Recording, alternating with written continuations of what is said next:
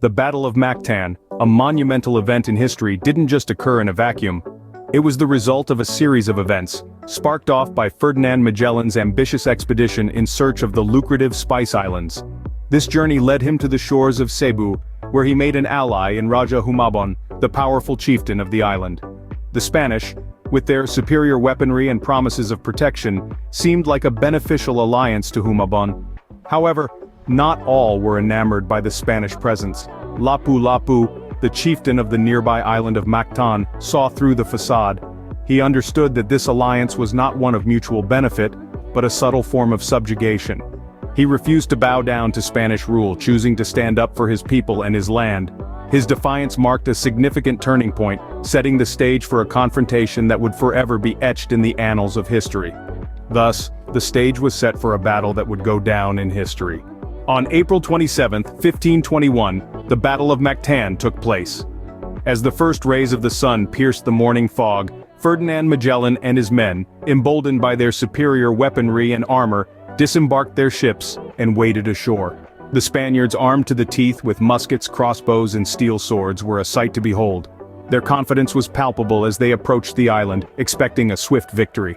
On the other side, Lapu-Lapu and his warriors waited, armed with bamboo spears, native swords known as campilan, and a determination as hard as the coral rocks of their homeland. Even though their weapons were primitive in comparison, their spirits were far from it. They were defending their home, their freedom, and they were prepared to pay any price for it.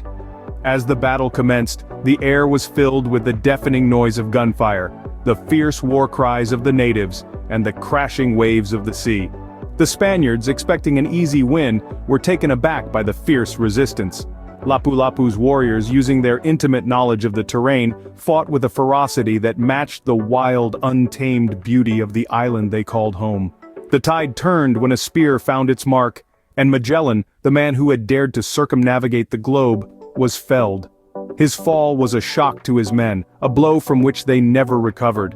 The commander who had led them across unknown seas, who had faced down the might of the Pacific Ocean, was now lying lifeless on the sands of a foreign land.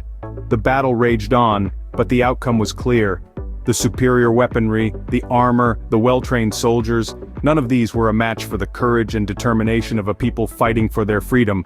And so, on that fateful day, a small island in the Pacific stood against an empire and emerged victorious. With Magellan's fall, the tide of the battle had turned.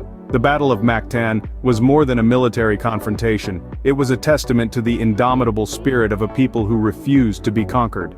The Battle of Mactan had far-reaching consequences. In the wake of the clash, the Spanish forces, battered and bruised, found themselves in retreat. The mighty Armada, once a symbol of Spanish might and supremacy, had to withdraw, leaving behind their fallen comrade, Ferdinand Magellan.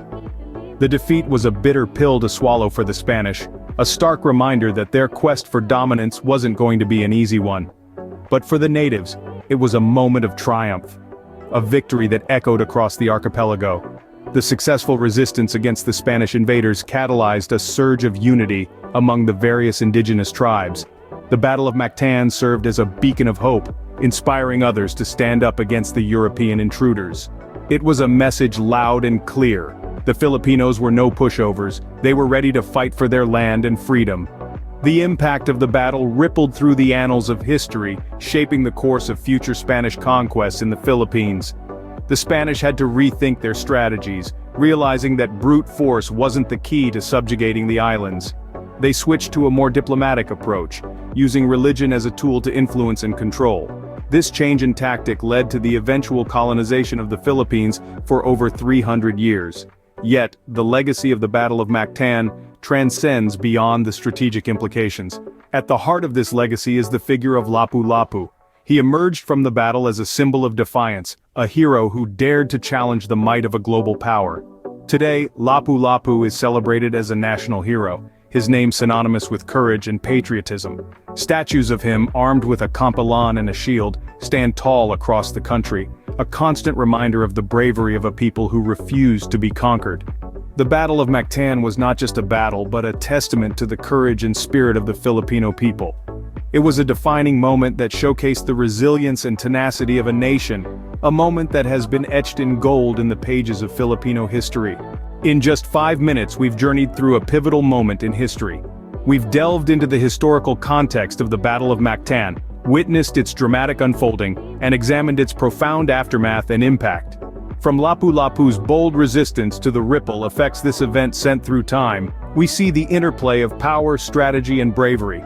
Remember, history is not just about the past, it's also about understanding our present and shaping our future. Until next time, keep exploring, keep learning.